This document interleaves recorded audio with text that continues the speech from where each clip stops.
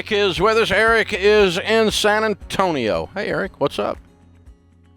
Hey, Dave. How you doing? First-time caller here. Got a question for you about career. Okay.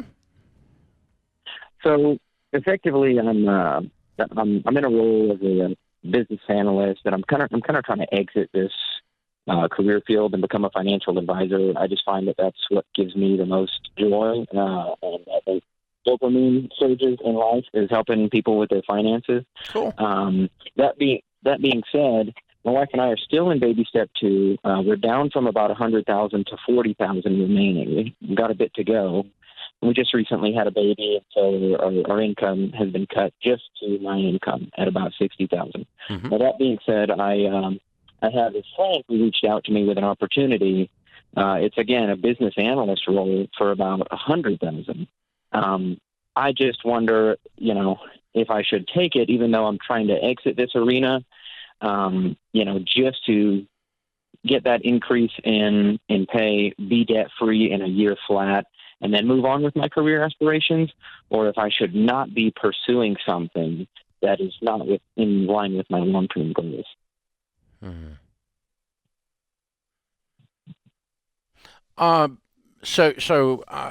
If you move to a financial advisor, what do you make? I think it's largely determined by the commission that I would be able to earn.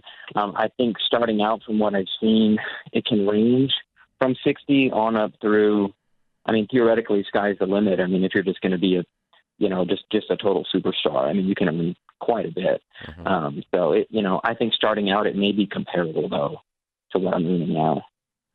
Okay, comparable except that it has upside based on your performance. Correct. Yes, sir. And it's doing what you love. Idea. Yes. Well, go do that. Right. So you would not take the dude, go do that and make 100. 60's your downside. If you go do that and you make 70 or 80 versus taking 100, and then you turn around and walk back out on those people who hired you a year later, that's kind of wild. No, I'm not going to tell you to do that. I should clarify. It's a contract. It was a 1-year contract for a project, basically. So it's like I would kind of have the red carpet on the way out, really, because it's a 1-year contract. I thought that would have been tacky, too, if I just quit after a year flat. Okay. That's helpful. That's helpful information.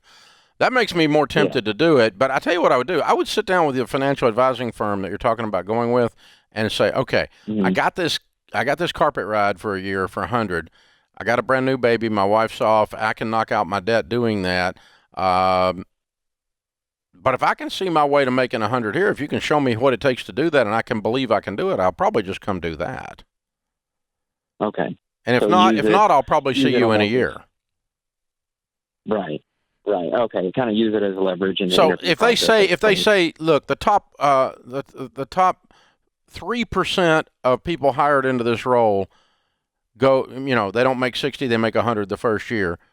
Don't do it. Take the carpet ride. But if they say, half our guys make 100 the first year, well, surely God, you can get in the top half.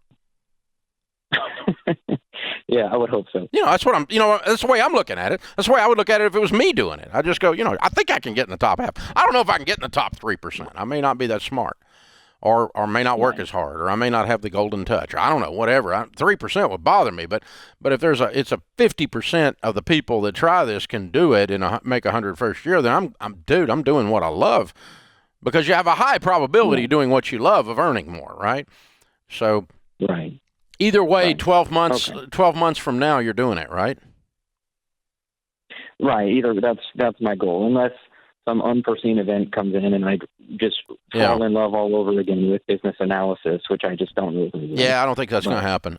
So what runs through my head is, if you call me up and said, I make 60 and I got a part-time job offer for 40, or I can quit my job and go make 60 and not have the part-time job, and I hate the part-time job, I would tell you, go do the part-time job and get out of debt for a year. You got a baby, clear your debt up and get yourself going, right? And in a sense, that's kind of what we're doing. We're taking a 1-year part-time job that's 40 over what you're being paid on contract. And it's okay to be on contract because you're bailing anyway 12 months from now to go into the advisor side of the world because that's what gives you the juice, right? Yeah. So it sounds like from what you're saying that there's, depending on the numbers and the circumstances, either of these decisions could work out being the wiser choice. Yeah. There's not one that you if you've got a out of the reasonable picture. probability that you think you can hit without being ego-based or weird, of hitting it at advisor, go do it as an advisor. But if the probability is very small, like almost none of our guys make 100 the first year, go take the 100. Do it for a year, clean it up, do it for your young family. That's like working an extra job.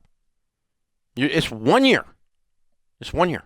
You can do anything for a year, and then you're done. But yeah, just talk it through with the company you're talking about going on with as an advisor. I think they can give you real numbers.